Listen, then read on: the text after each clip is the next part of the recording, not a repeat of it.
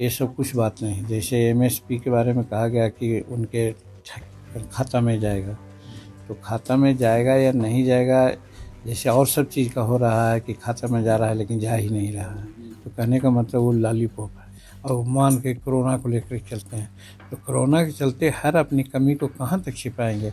इसलिए हम तो समझते हैं कि ये जो बजट है, बजट महंगाई पैदा करने वाली बजट है, और इससे किसानों को, मजदूरों को कोई फ़ायदा होने की जरूरत नहीं है। नमस्कार, न्यूज़ फॉर नेशन देख रहे हैं आप। मैं हूं आपके साथ धीरज सिंह।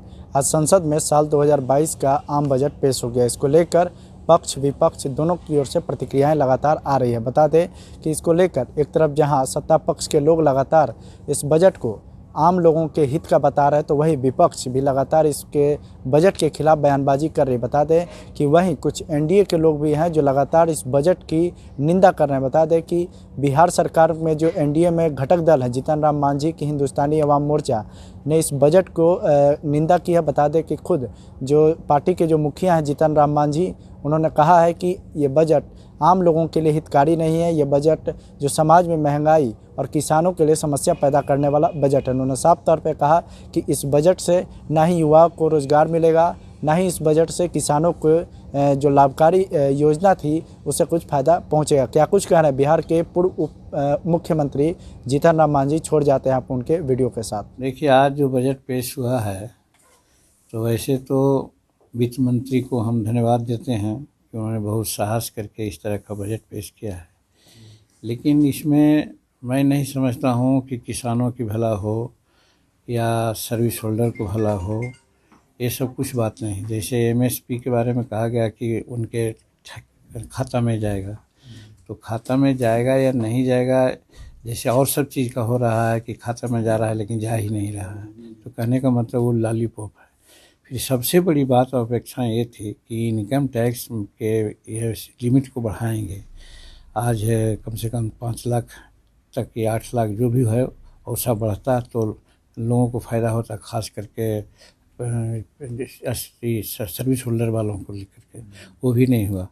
और दूसरी बात यह है कि असंगठित क्षेत्र के बारे में एक शब्द भी नहीं कहा गया है।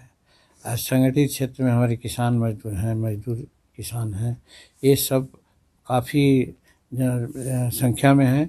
और साथ इनके साथ ये भी है कि जो हमारे नेशनल इनकम है उसका अच्छा भाग वहाँ से मिलता है, और लोगों को रोज़गार भी मिलने की बात होती है। तो उस सेक्टर को इन्होंने एक तरह से टच नहीं किया है। तो सबसे बड़ी बात तो यही हम लोग मानते हैं कि जो असंगठित क्षेत्र के प्रति इनका कोई ध्यान नहीं गया। और फिर महंगाई का जहाँ तक सवाल है, जितनी भी बात हर चीज़ को कोरोना का मामला कह करके ऐसा पेंट किए हैं, या लगता है कि मांगे हैं कि हमारी गलती हुई है या कोई कारण था जिससे हम विकास नहीं कर सके, और मान के कोरोना को लेकर चलते हैं, तो कोरोना के चलते हर अपनी कमी को कहाँ तक छिपाएंगे।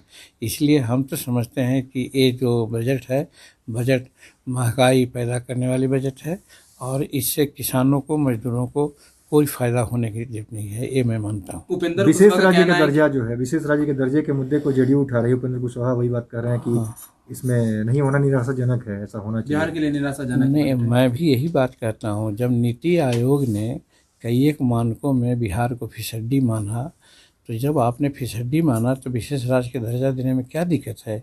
या हिंदुस्तान के अनेकों राज्य हैं जिसको विशेष राज्य की दर्जा है, तो फिर बिहार को देने में क्या है। वहाँ डेंसिटी ऑफ पॉपुलेशन ज़्यादा है, बाढ़ और सुखाड़ का मामला आता है, तो वैसी परिस्थिति में एक ही निराकरण हो सकता है वहाँ के विकास के लिए कि राज्य को विशेष राज्य का दर्जा दिया है। लोग कहते हैं कि विशेष पैकेज दे रहे हैं, तो पैकेज कोई ऐसा नहीं देना है कि जो हम पर बहुत सहानुभूति कर रहे हैं।